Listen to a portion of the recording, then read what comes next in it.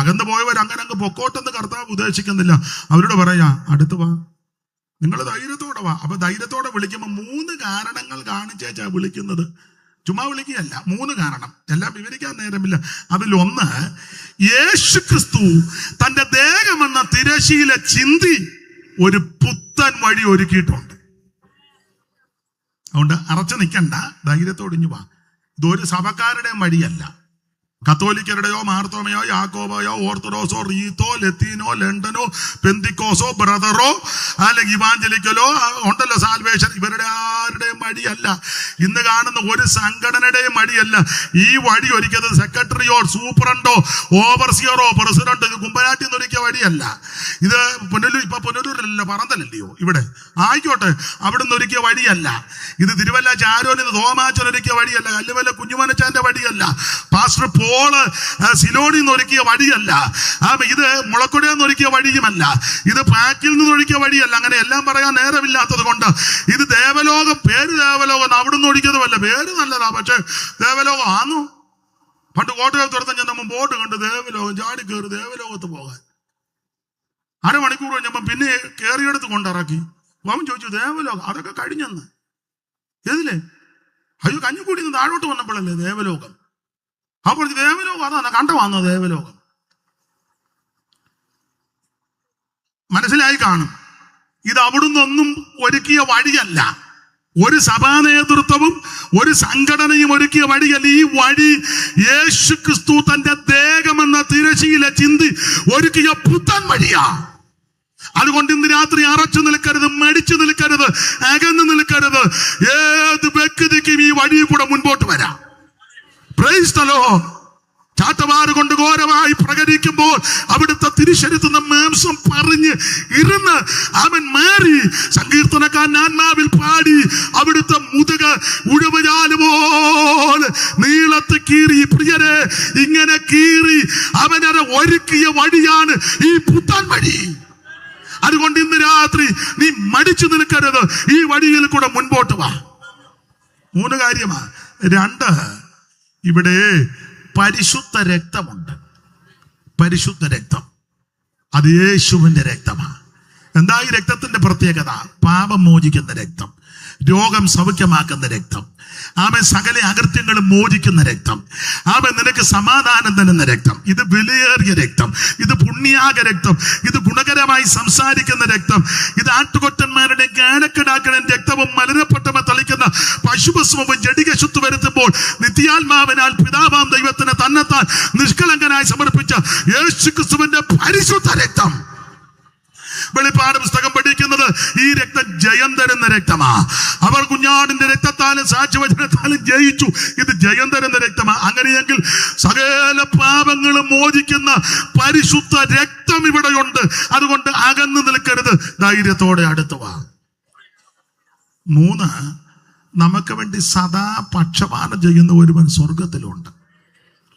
പക്ഷപാതം എന്ന് പറഞ്ഞാൽ പക്ഷം പിടിച്ച് വാദിക്കുക. ഇവിടുത്തെ വാദവും തർക്കവും ഒക്കെ ഇത്രയ്ക്ക് ഉള്ളു. ഇപ്പൊ നമ്മൾ കണ്ടുകൊണ്ടിരിക്കുകയല്ലേ, ഓരോ വിധി വരിക, പിറ്റേന്ന് മാറ്റുക. ഇപ്പം ഞാൻ ഒന്നും പറയാൻ മുതിരുന്നില്ല. ഒന്നും ഇവിടെ ന്യായമായിട്ടൊന്നും ഇപ്പൊ ചെയ്യുന്നില്ല. പലർക്കും പലതിലെ വിശ്വാസവും നഷ്ടപ്പെട്ടുകൊണ്ടിരിക്കുക. പലതിലും അതെന്നാ ആരുടെയും കുഴപ്പമാണ് ഞാൻ പറയുന്നില്ല. പുസ്തകം അങ്ങനെ എഴുതിയേക്കുന്നത്. ഇനി ഇവിടെ ശരിയായ ഒരു വിധിയും ശരിയായ ഒരു ഭരണവും വരണമെങ്കിൽ യേശു വരണം. സമയം അല്പം പോയി, എന്നാലും അങ്ങ് നിർത്താം. ഒരു പഴയ കോട്ടൊന്നോ എവിടോട്ട് ഒരു പഴയ പാട്ടുണ്ട്. നീതിക്കായി മിശിക്ക തന്റെ വഴിയൊരുക്കുമ്പോൾ നീതികേടിൻ വഴികളെ താൻ നശിപ്പിച്ചിടുമേ. നീതിക്കായി മിശിക്ക തന്റെ വഴിയൊരുക്കുമ്പോൾ നീതികേടിൻ വഴികളെ താൻ നശിപ്പിച്ചിടുമേ. എഴുന്ന ജോബിപ്പി ദീപം തെളിയിപ്പി പറന്നു പോവാൻ കാലമേ അടുത്തു വരുന്നിതാ. വാനിൽ പറന്നു പോവാൻ കാലം വരുന്നിതാ. നീതിക്കായി മിശിക്ക തന്റെ വഴിയൊരുക്കുമ്പോൾ നീതികേടിൻ വഴികളെ താൻ പ്രകാശിപ്പിച്ചിടുമേ. പാടാൻ നേരമില്ല. അപ്പോ ഇവിടെ ശരിയായ ഭരണം യേശു വരണം. അപ്പൊ അതുവരെ ഇവിടെ നീതിയായിട്ടൊന്നും ഭരണവും ഒന്നുമില്ല എന്ന് വിവരിക്കുന്നില്ല. കർത്താവിന്റെ മഹത്വം. എന്നാൽ ഇവിടെ നമുക്ക് വേണ്ടി പക്ഷപാതം ചെയ്യുന്ന ഒരുവൻ സ്വർഗത്തിലുണ്ട്. ഇവിടെ ആരും നിന്റെ പക്ഷം പിടിക്കാനില്ലെങ്കിൽ നിരാശപ്പെട്ട് വരുന്നത്, നിനക്ക് പക്ഷം പിടിക്കാൻ ഒരുവൻ സ്വർഗത്തിലുണ്ട്. ഉണ്ടെന്ന് ഭാര്യയോ ഭർത്താവോ മക്കളോ വേണ്ടപ്പെട്ടവരോ സഹോദരോ ആരും ചിലപ്പോ പക്ഷം പിടിക്കാൻ. ഇവിടെ ഈ കാശുമൊക്കെ ഉണ്ടെങ്കിൽ ആൾക്കാര്, പിന്നെ സഭയിലാണെങ്കിലും കാശുണ്ടെങ്കിൽ ഒക്കെ അങ്ങനെ ഉള്ളു. കാശ് കൊടുക്കുന്ന അച്ചാൻ അടിച്ചാലും പറയാം അതൊരു ചെറിയ ബലഹീനത. ജോർജ് കുട്ടിക്ക് ഒരു ചെറിയ തന്നെയല്ല, പുള്ളി കുടിച്ചാലും വളരെ. തങ്കച്ചാൻ 2 പുക എടുക്കും, എന്നാലും പുള്ളി നമ്മുടെ നേരെ ഊതുകയല്ല. മറ്റവൻ പുക എടുക്കുന്നെങ്കിലും നമ്മളെ നന്നായിട്ട് ഒന്നും മനസ്സിലാകുന്നില്ലല്ലോ. മേഴ്സിമാമ നുണയും കൊതിയും പറഞ്ഞാലും ആത്മാവിലാകും. അമ്മാമ്മ വന്നാൽ ഒരു അരങ്ങ് ആട്ടെ. ഞാൻ അധികം ഒന്നും പറയിപ്പിക്കുന്നില്ലല്ലോ. സ്തോത്രം. ഇതൊക്കെ നോക്കിയ, പക്ഷേ ഇവിടെ ഇതെല്ലാം നോക്കിയ ആൾക്കാർ ഇടപെടുന്നേ ആണെന്ന്. പക്ഷേ ഇതൊന്നുമില്ലെങ്കിലും നിന്റെ പക്ഷം പിടിച്ച് ഒരുവൻ സ്വർഗത്തിൽ വാദിക്കുന്നുണ്ട്. നമ്മൾ പാടുന്നൊരു പാട്ടിന്റെ വരി ഇങ്ങല്ലേ, താതൻ സന്നിധിയിലൻ പേർക്ക് സദാ പക്ഷവാദം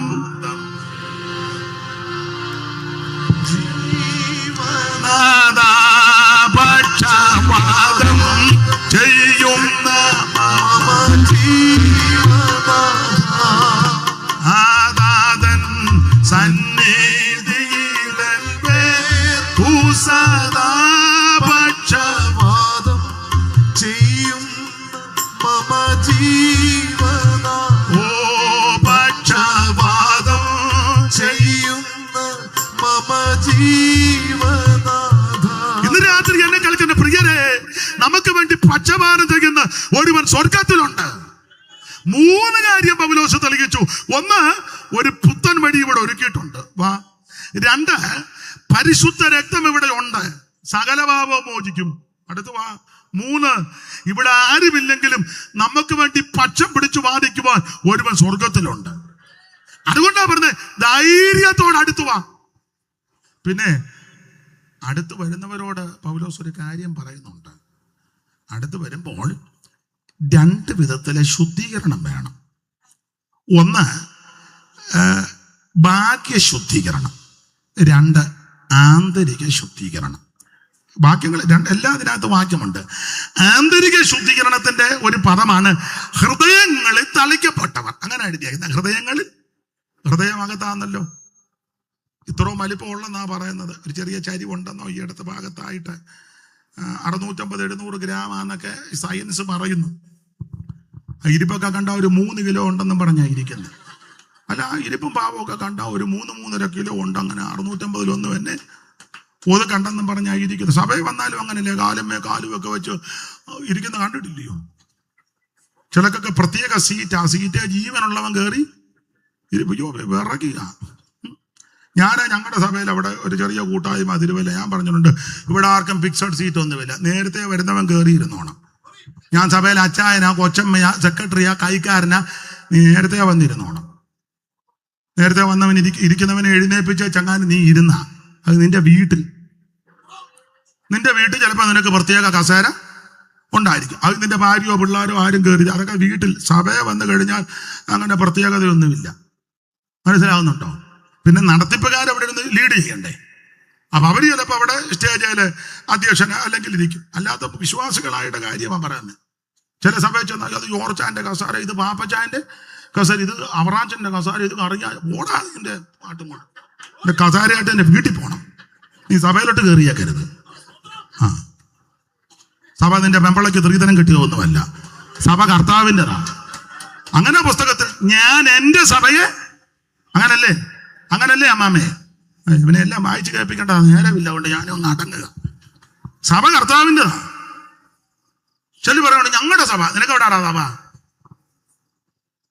സ്വന്തം രക്തത്താൽ സമ്പാദിച്ച സഭ യേശു രക്തം ചിന്തിക്കണം. അതുകൊണ്ട് സഭയ്ക്കകത്ത് വരുന്നവൻ ആള് കളിക്കരുതെന്ന്. എന്നെ മറ്റേ അമ്മാമ്മയെ സൂക്ഷിച്ചിങ്ങനെ നോക്കുന്നു. ഇടി നമുക്കിട്ട് ആടി ഈ പുള്ളി വെക്കുന്നെന്നായിരിക്കും. ആർക്കിട്ടുമല്ല, പിന്നെ ഏക്കുന്നുണ്ടെങ്കിൽ ഏക്കുന്നവരേറ്റെടുത്തോണ്ട് പൊക്കോ, സന്തോഷത്തോടെ തിരിച്ചു പൊക്കോ. ദൈവത്തിന്റെ മകത്ത് സഭ ദൈവത്തിൻ്റെതാ. സഭയ്ക്കകത്ത് ആള് കളിക്കരുത്. ആള് കളിച്ചാൽ അവരെ ആരെയും ദൈവം വിട്ടിട്ടില്ല. ദൈവത്തിന്റെ മകൻ നമ്മളെല്ലാം ഒരു ശരീരത്തിന്റെ അവയവങ്ങളാ. ഇതിന്റെ തല ക്രിസ്തുവാ. സ്തോത്രം സ്തോത്രം സ്തോത്രം. ആ നിലയിൽ വേണം ഇത് കൈകാര്യം ചെയ്യാൻ. പോട്ടെ. അപ്പോൾ ശ്രദ്ധിക്കുക, ആമേൻ. 3 കാര്യങ്ങൾ ചൂണ്ടിക്കാണിച്ച് വിളിച്ചു പറയുക. 2 വിധത്തിൽ ശുദ്ധീകരണം. 1 ആന്തരിക ശുദ്ധീകരണവും, 2 ബാഹ്യ ശുദ്ധീകരണം. ആന്തരിക ശുദ്ധീകരണം ഹൃദയങ്ങളിൽ തളിക്കണം. എന്തോ തളിക്കണം? യേശുവിന്റെ പരിശുദ്ധ രക്തം. 2 ബാഹ്യ ശുദ്ധീകരണം. അതിന്റെ വാക്യമായി എഴുതിയിട്ടുണ്ട്, ശുദ്ധവെള്ളത്താൽ ശരീരം. ആ ശുദ്ധവെള്ളം എന്നുള്ളത് ദൈവത്തിന്റെ വചനമായ ശുദ്ധവെള്ളം. അങ്ങനെയാണല്ലോ വാക്യങ്ങളൊക്കെ മിക്കയിടത്തും കൊടുത്തിരിക്കുന്നത്. തന്നെയല്ല, നമ്മൾ ഒരു ദൈവദാസൻ മുമ്പേ പാടിയ പാട്ടാ. ആ പാട്ടിന്റെ വരിക്കകത്ത് ഇങ്ങനെ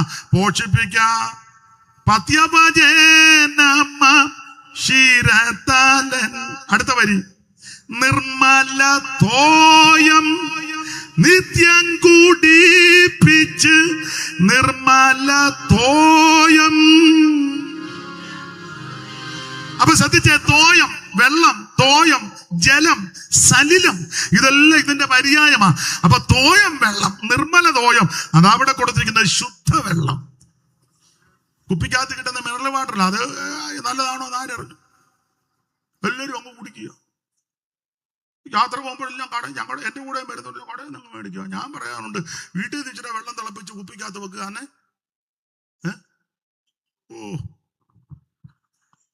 ഇവിടെ ശുദ്ധവെള്ളം എന്ന് ഉദ്ദേശിച്ചത് മായം ചേർക്കാത്ത, കലർപ്പില്ലാത്ത, കൂട്ട് ചേർക്കാത്ത ദൈവത്തിന്റെ വചനം. ഈ വചനത്താൽ ബാഹ്യ ശുദ്ധീകരണം. 2 ശുദ്ധീകരണവും ദൈവത്തിന് ഇഷ്ടമാണ്. ആന്തരിക ശുദ്ധീകരണവും, അകവും വെടിപ്പാകണം, പുറവും വെടിപ്പാകണം. ചെല്ലു പറഞ്ഞ അകം മാത്രം ശരിയായാൽ മതി, നല്ലതാ. പക്ഷെ പുറം വെടിപ്പാകുന്നതും ദൈവത്തിന് ഇഷ്ടമാണ്. ചെല്ലു പറഞ്ഞ പുറം മാത്രം മിനുക്കിയാൽ മതി, അല്ല. ദൈവം ഹൃദയങ്ങളെ തൂക്കി നോക്കുന്നവനാ. 2 ശുദ്ധീകരണവും ദൈവത്തിന് ഇഷ്ടമാണ്. അതുകൊണ്ടൊരു ദൈവ പൈതൽ 2 വിധ ശുദ്ധീകരണത്തോടാണ് ദൈവത്തെ സേവിക്കേണ്ടത്. ആന്തരിക ശുദ്ധീകരണവും ബാഹ്യ ശുദ്ധി. അങ്ങനെ വരുന്നവരോട് പറയുക, പൂർവ്വകാലം ഓർക്കണം, വർത്തമാനകാലം മറക്കരുത്. അതെല്ലാം അങ്ങ് വിടുക. 3 ഭാവികാലം. എന്താ ഭാവികാലം? യേശു വീണ്ടും വരും. അതാ നമ്മുടെ ഭാവികാലം. സദൃശവാക്യത്തിലുണ്ടല്ലോ സാമർത്ഥ്യമുള്ള സ്ത്രീയെ പറ്റി. അവൾ ഭാവികാലം ഓർത്ത് പുഞ്ചിരുത്തി. എന്താ നമ്മുടെ ഭാവികാലം? ഇനി എത്രയും അല്പകാലം കഴിഞ്ഞിട്ട് വരുവാനുള്ളവൻ വരും. ആ അധ്യായത്തിലുണ്ടല്ലോ, തനിക്കായി കാത്തു നിൽക്കുന്നവരുടെ രക്ഷയ്ക്ക് യേശു പാപം കൂടാതെ രണ്ടാമതും പ്രത്യക്ഷപ്പെടുമെന്ന് 9:28 ആമൻ 10:37 വായിക്കുക. ഇനി എത്രയും അല്പകാലം കഴിഞ്ഞിട്ട് വരുവാനുള്ളവൻ വരും. ഇതാണ് നമ്മുടെ ഭാവികാലം എന്ന് പറഞ്ഞാൽ യേശു വീണ്ടും വരും. അവിടുത്തെ വരവിൽ ആരും കൈവിടപ്പെട്ടു പോകരുത്. ആരാണ് ചേർക്കപ്പെടുന്നത്? ഒറ്റ വാക്കിൽ പറഞ്ഞു വിടാം, മാനസാന്തരപ്പെട്ട് യേശു ക്രിസ്തു പാപങ്ങൾ ഏറ്റുപറഞ്ഞ് യേശു ക്രിസ്തുവിനെ രക്ഷിതാവായി സ്വീകരിച്ചവരും. നാളെ യോഗമില്ലല്ലോ. അപ്പൊ ഇതോടെ പറയാം. വെള്ളത്തിൽ മുങ്ങി പിതാവിന്റെയും പുത്രന്റെയും പരിശുദ്ധാത്മാവിന്റെ നാമത്തിൽ സ്നാനപ്പെട്ടവരും. തീർന്നില്ല, അഭിഷേകം പ്രാപിച്ചവർ. അത് പ്രാപിച്ചില്ലെങ്കിൽ വിശ്വസിച്ച് ദൈവത്തോട് പ്രാർത്ഥിക്കണം. ഇതാരുടെയും കുത്തകയല്ല, ദൈവത്തിന്റെ ദാനമാണ്. അഭിഷേകം പ്രാപിച്ചവർ. തീർന്നില്ല, കർക്കശമായി വേർപാട് പാലിക്കുന്നവർ. ദൈവത്തോടും മനുഷ്യരോടും കുറ്റമറ്റ മനസ്സാക്ഷിയോടെ ജീവിക്കണം, വേർപാട് പാലിക്കണം. ലോകത്തിന്റെ മാലിന്യങ്ങളും ആഡംബരങ്ങളും നാടിമോടുകളും ലോകത്തിന്റെ ഇമ്പങ്ങളും ലോകക്കാരെ പോലെ നീ പോകാനും കൂടാനും ആടാനും പാടാനും ചാടാനും പ്രമാണമില്ലെന്ന് വേർപാട് പാലിക്കണം. മാത്രമാണോ, തിരുമേശ എടുക്കണം. തിരുമേശയായിട്ട് വരുമ്പോൾ ഇങ്ങനെ ട്രാഫിക് പോലീസിനെ പോലെ നിൽക്കരുത്. അത് ഭക്ഷിക്കണം, കൂട്ടായ്മ ആചരിക്കണം, പ്രാർത്ഥന കഴിക്കണം. ഓരോ ദിവസവും ഞാനും നിങ്ങളും പാപങ്ങൾ ഏറ്റുപറഞ്ഞ് മാനസാന്തരപ്പെട്ട് അനുദിന ജീവിതത്തിൽ വേർപാട് പാലിച്ച് കർത്താവിന്റെ വരവിനായി നോക്കി പാർക്കുന്ന വിശുദ്ധന്മാരെ ചേർക്കാൻ യേശു വീണ്ടും വരും. ഇതാ നമ്മുടെ പ്രത്യാശ. ഈ പ്രത്യാശയിൽ പൗലോസ് പറയുക, ഇങ്ങനെ വന്ന് തിരുസഭയെ ചേർത്ത് എല്ലാ ഭാഗവും എടുക്കുന്നില്ല. ഇങ്ങനെ നാം എപ്പോഴും കർത്താവിനോട് കൂടെ ഇരിക്കും.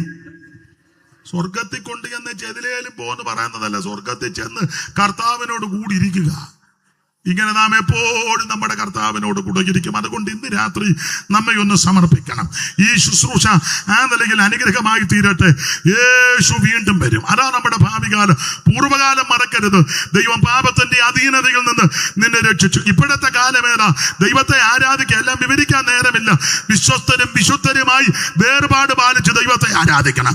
അങ്ങനെ ആരാധിക്കുന്നവരെ ചേർക്കാൻ നമ്മുടെ ഭാവികാലം യേശു വീണ്ടും വരും. ആമേൻ. അല്പസമയം ദൈവത്തെ സ്തുതിച്ചാട്ടെ.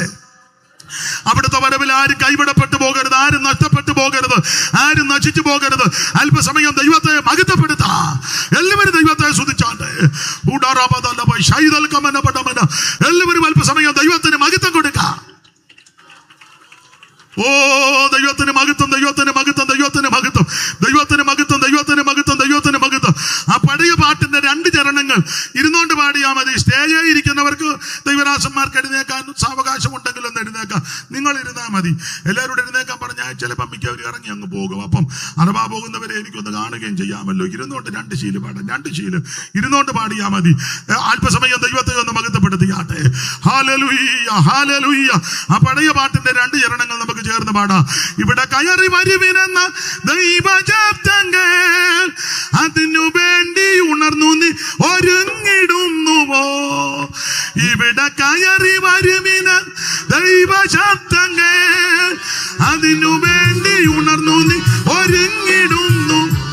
ആമേൻ. യേശു വരുന്നേ, പൊന്നേശു വരുന്നേ, വരവിനായി തൻ വചനം പോ നീ ഒരുങ്ങിടുന്നുവോ?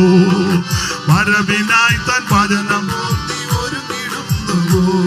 ഓ അമ്പരത്തിൻ ശക്തികൾ ഭ്രമിച്ചിടുന്ന അമ്പരപ്പിനാലിലോ നടുങ്ങിടുന്നിതാ. അമ്പരത്തിൻ ശക്തികൾ